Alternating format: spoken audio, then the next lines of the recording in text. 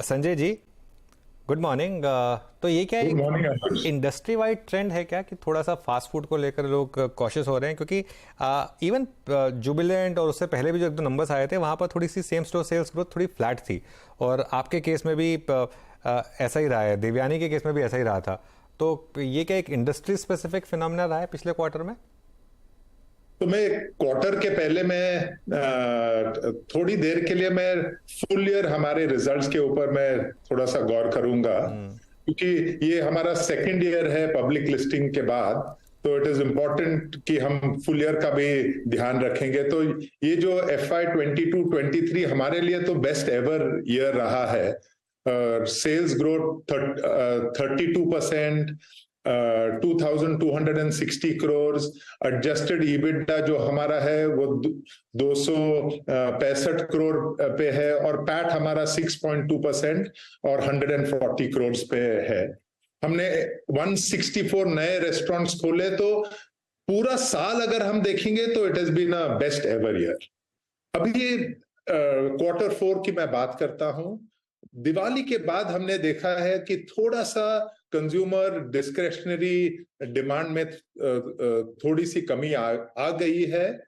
और मैं तो ये कहता हूं कि अगर आप QSR के इंडस्ट्री के अगर आप रिजल्ट्स देखेंगे तो आप GDP पे भी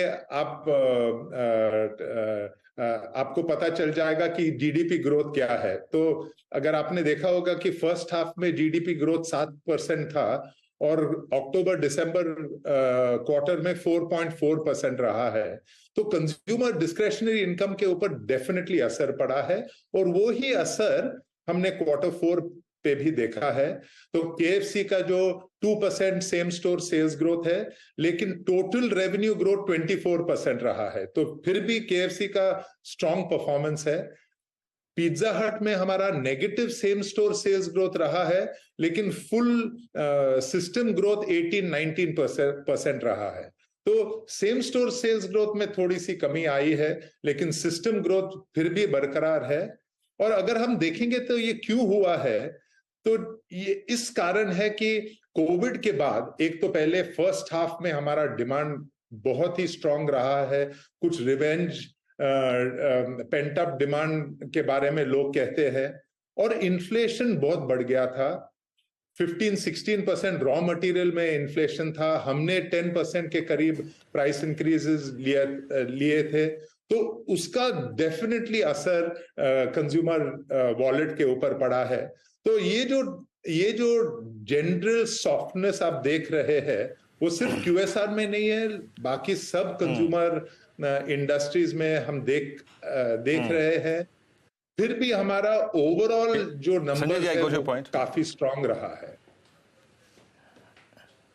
ओके संजय जी, मैं आपसे, आपने कंज्यूमर की बात की, कंज्यूमर बिहेवियर की बात ही की, तो मैं ये भी कहूँगा चाहूँगा कि इसी साल, इसी 3 महीने में, 6 महीने में बहुत बड़े बड़े इवेंट्स भी थे, आई मीन स्पोर्ट्स इवेंट भी थे।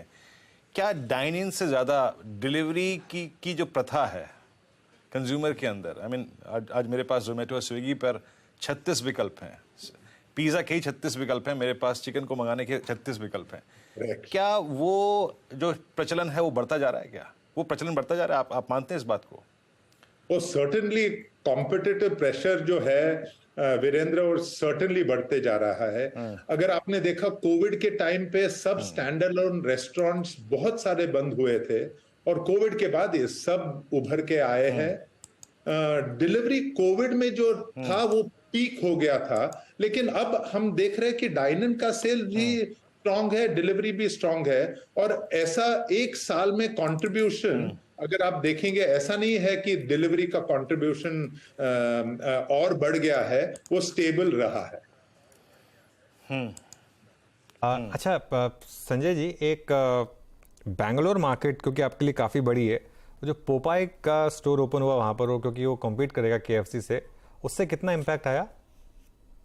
तो पॉपाइज ने, हम बैंगलोर में KFC चलाते नहीं है, वो हमारे सिस्टर फ्रेंचाइजी वो चलाते Okay. हैं। लेकिन पॉपाइज ने तमिलनाडु में भी खोल के रखा है। वहां पे हमारे KFCs है। तो हमने ये नहीं देखा कि KFC के ऊपर इम्पैक्ट कोई असर आया है। मैं तो कहता हूं कि फ्राइड चिकन जो मार्केट है वो अभी भी इतना छोटा मार्केट है और इसमें ग्रोथ के अपॉर्चुनिटीज माने मल्टी डेकेड अपॉर्चुनिटीज है। तो जितने लोग आएंगे उतना ही इंटरेस्ट इस कैटेगरी में बढ़ेगा और हम सब ग्रो करेंगे।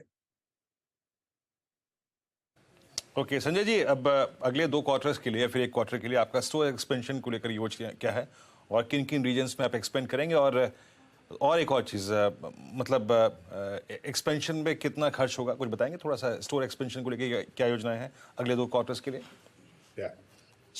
हमने वीरेंद्र ये गाइड किया था कि हम 3 या 4 साल में हम स्टोर काउंट हमारा डबल करेंगे। तो मैं क्वार्टर की बात नहीं करता हूं, मैं सिर्फ ये कहता हूं कि लॉन्ग टर्म ये देखना चाहिए।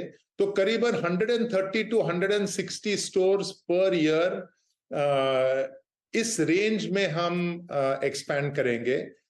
अभी मैं समझता हूं कि थोड़ा सा डिस्क्रेशनरी इनकम के ऊपर असर पड़ा है, लेकिन अगर हम थोड़ा सा मीडियम टर्म आउटलुक भी अगर लेंगे तो इसका असर स्टोर एक्सपेंशन के ऊपर होगा नहीं। तो अभी इस गाइडेंस के बल पे ही हम हम स्टोर यही इस गति से ही हम स्टोर एक्सपैंड करेंगे। चलिए संजय जी, फिर आज हमारे साथ जुड़ने के लिए और बात करने के लिए शुक्रिया आपका, और ऑल द बेस्ट अगले फाइनेंशियल ईयर के लिए। Thank you Anuj, thank you Virendra. चलिए फिर